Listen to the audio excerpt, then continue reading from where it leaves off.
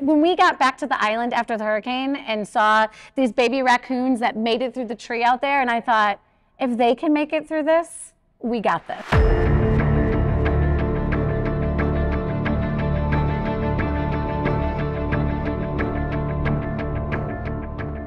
On a whim, we took a trip to Sanibel Island to see the impact of Hurricane Ian 1 year later. Located off the coast of Florida, Sanibel was one of the hardest hit barrier islands. Come with us as we hear personal stories from locals about what happened to Sanibel's people and its wildlife.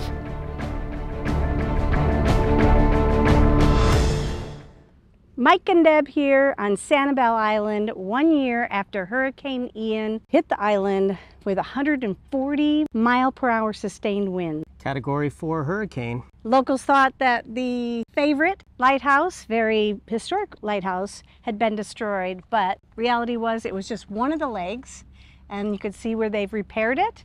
And then 5 months after the hurricane, then they were able to light the light in February 2023, bringing lots of hope to all the residents on the island.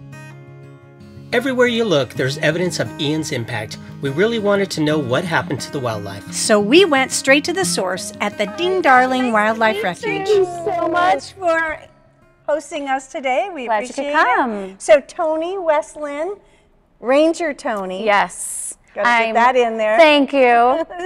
We'll try and keep up with her energy. Oh my She's going to goodness. show us all around and give us a Yeah. little background. We are doing a show about Sanibel a year later. Okay. And so besides giving us the history on the refuge, we also want to know a little bit about how you guys fared in the last year and Perfect. you know what it was like here. Yeah, well, I've been here for over 20 years. Oh, wow. I was here during Hurricane Charlie and now Hurricane Ian. We've survived a lot. We've learned a lot with resiliency with wildlife, so it'll be exciting to show you all that. When we got back to the island after the hurricane and saw these baby raccoons that made it through the tree out there, and I thought, if they can make it through this, we got this. So you don't live on the island? I don't. Okay. I live in Fort Myers. A lot of us were even impacted in Fort Myers. Oh, yeah. I mean, you think, oh my gosh, you know, we had 6 feet of surge here and we lost office space. The AC is still temporary, lots of things. Solar panels, roofs, I mean, it just on and on. Equipment. We should have taken more equipment off the island.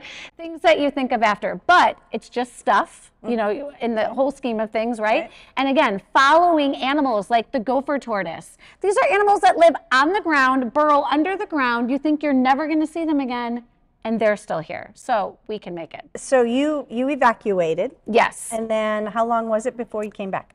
So because my house was impacted and I lost all my vehicles and AC and all that, it was like 3 days till I got back to the island. Wow. Some people were the next morning. I mean, we were just wondering if this place was standing. How did you get back? We had to boat to work for a month. So did you get your house? I'm so sorry to hear Yes, that. no, I mean, a Got it all roof fixed. and cars, it's all just, you know, AC. Once you get AC, everything's fine. So the causeway, when we heard the causeway was breached in 3 places, total game changer, that you're just thinking, how am I going to get to work? But luckily, we prepare.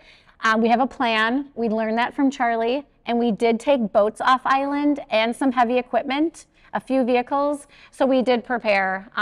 We boated for a month. I never thought I'd be boating to work. You know, missing debris and oh my goodness. Wow, no kidding. I didn't think about that. Yes, Everything was floating oh out my into gosh. We made it to Tarpon Bay, which is part of the concession and part of the refuge. And then we're like, how do we get 2 miles down the road? There were bikes laying everywhere. So you jumped on a bike and you just started pedaling through what was like mud, sand. It was almost like snow. You know what I mean? It was just like, and we made it down here to find out this building was still standing. This building was built in 1999 by our friends group. And it's free. It's open every single day except for Fridays. In a typical year, we get 1 million visitors to Ding Darling. And so there's an impact on the wildlife.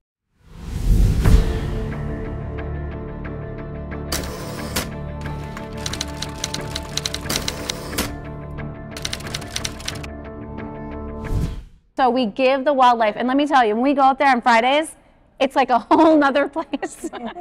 Alligators laying on the road. Really? And birds They know. Yeah, it's almost like they know. Yeah.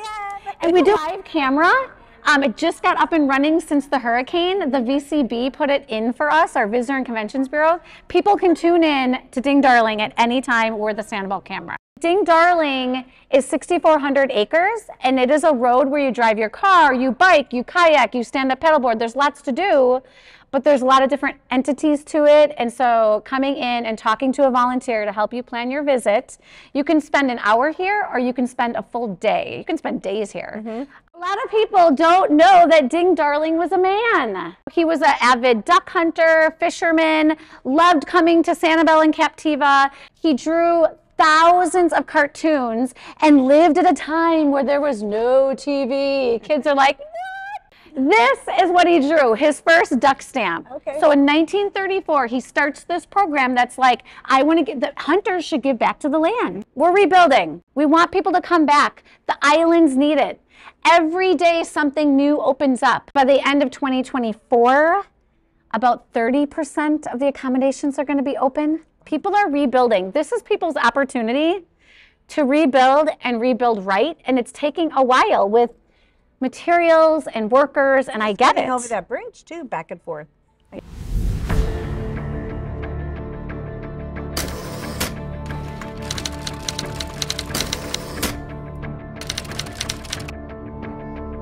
It's so important for these businesses. You know, we're your tax dollars at work. We're going to be open. We want you to enjoy us. But there are people's livelihoods on the line. Our own concessionaire, Tarpon Bay Explorers, great concessionaire. They had to lay off 33 people. There's 3 workers there now because they lost their boats, their bikes, you know, all their touch tank, so everyone's rebuilding, and we're just supporting everybody because we're a huge family on Sanibel and Captiva. But the beaches are amazing. The sea turtle population was through the roof, record, because there's no one out here. So you're almost like, oh, thank goodness for the turtles. Like, the turtles needed that. But the turtle populations are rebounding. The shelling is outstanding, like I've never seen it. Less people on the beaches are going to help the wildlife recover too. So it's been a give and take. What's You are going to be a junior ranger. Oh. I'm a manager. You get a raise. You get a raise. You get, yes. Everybody gets a raise. Okay, let's jump in the Durango, which is over here. Before we go on a tour of the refuge, let's take a break for lunch. And you can see that some businesses have been able to get back open and some are still working at it. We met Jeff, the owner of Sanibel Deli and Cafe, and I think their biggest challenge right now is the workforce. Yeah, I mean, to get employees here right now is pretty tough. They have to drive about 1.5 to 2.5 hours just to get here and to put in a few hours work and then do the same thing to get back home. Because of the bridge and the construction on the bridge, the causeway, as well as just the amount of construction workers that are coming over here to help rebuild. So there's more traffic, and of course then there's construction just on the causeway itself. This was one of the first food places to be back on the island, and Jeff here was feeding the workers and everyone to get going here right after the hurricane. They had a lot of cleanup to do before they could get open, but they're back in business. He wanted to sit down and talk with us, but it's just him and his son taking care of everybody.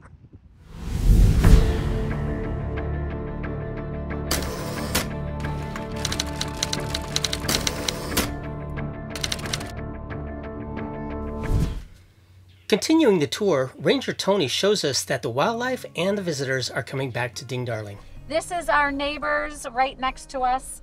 They unfortunately lost their bridge to get to their homes. It blew out.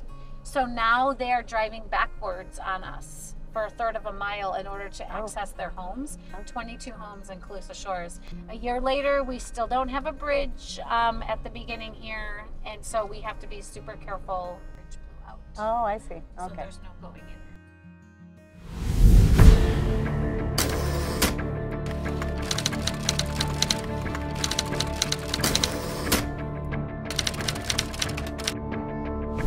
As we go, you'll see these round leaves. They're called sea grapes. They make a cluster of grapes. Not good for eating for us, but the wildlife loves them. Those sea grapes, it's native. It can be tall like a tree, you keep it short like a bush.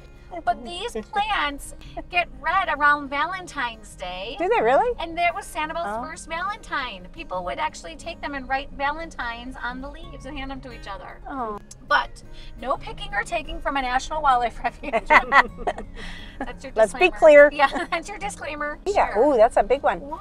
Let's see. Let's see. Whoa. Whoa. Nice. Very nice. Good job, good job. Right here, okay, you can good. kayak, stand up paddleboard, or canoe, anywhere on the right-hand side. We lost all of our publications. You know, the doors blew off of every maintenance place. I lost my 14-passenger minibus that I would lead tours with, and so many vehicles. And again, it's just stuff, but it's rebuilding that stuff. Our kayaks were gone. Did they get blown away? Yeah. Or? Oh, really? Yes, everything. Our cars, most of the vehicles were intact. They were just flooded. But the littler stuff, it sounds like an iguana. We've had a huge flux of iguanas. Iguanas are non-native, and They're not?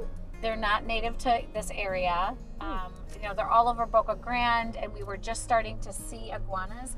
COVID hit, and we were unable to keep the population where they should be. So they're not supposed to be here.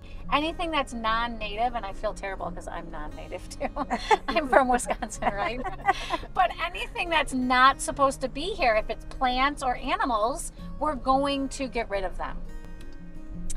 And with that said, we're back to the visitor centers. Thank you so much to Ranger Tony for her time and generosity. Join us for our next episode of Hurricane Ian Part 2. We visit the small community of Matlacha, meet a family displaced from their home, as well as hear about generous acts of kindness. Please subscribe and click on notifications So you know when the next show is live. Thanks for joining us on Love for Travel TV. And as always, Safe travels!